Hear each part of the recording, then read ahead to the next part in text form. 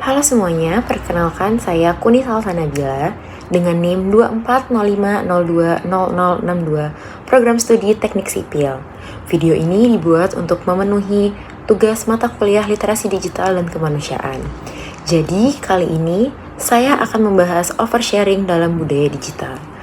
Sekarang, hampir semua orang punya media sosial, dan kadang kita kebablasan cerita banyak hal di sana, mulai dari curhat, konflik, sampai hal-hal pribadi banget.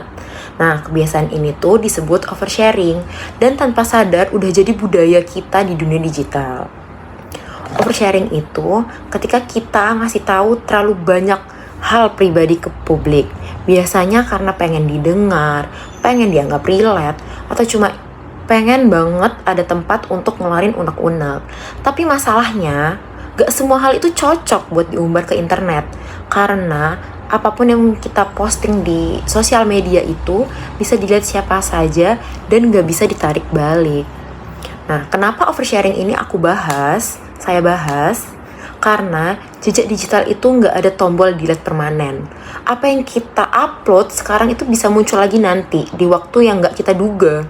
Banyak orang posting spontan karena emosional, tapi lupa kalau internet itu bukan diary dan bukan tempat yang aman untuk cerita hal-hal yang sensitif.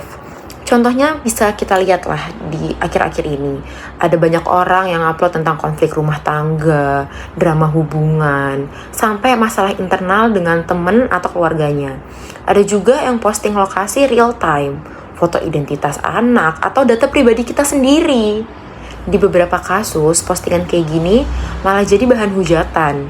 Bisa disalahgunakan untuk penipuan atau jadi sumber masalah baru lah yang sebenarnya tuh bisa kita hindari gitu. Nah, apa dampaknya? Dampaknya yang pertama itu buat diri sendiri tuh bikin mental breakdown gitu, bikin capek. Karena komentar orang tuh kadang lebih pedes gitu loh daripada ekspektasi kita. Kedua itu privasi kita tuh jadi hilang. Kita nggak tahu siapa yang nyimpen dan nyalahgunain informasi itu.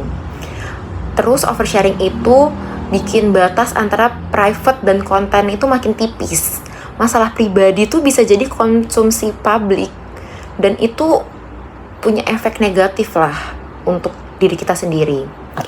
Nah, itu tuh ada solusinya, gimana cara ngatasinnya tuh ada. Cara ngatasinnya itu kita tuh harus sebelum posting tuh kita harus mikir dulu, ini tuh perlu nggak ya publik tuh tahu tentang masalah kita. Terus kita tuh harus pisahin mana yang boleh jadi konten dan mana yang harus tetap private. Terus kita juga harus jaga data diri kita, kayak lokasi kita tuh lagi di mana, dokumen-dokumen penting, info-info tentang keluarga itu tuh jangan asal diupload. Terus kita juga harus gunain media sosial itu buat hal yang positif dan bermanfaat, bukan buat pelarian emosi gitu. Jadi tuh sebenarnya berbagi tuh nggak salah, tapi kalau kita kebablasan itu diri kita sendiri yang rugi. Jadi kita harus lebih sadar sama apa yang kita posting. Karena bijak di dunia digital artinya kita tahu kapan harus cerita dan kapan cukup kita simpan untuk diri sendiri masalahnya. Nah, sekian refleksi tentang oversharing yang bisa saya jelasin. Makasih.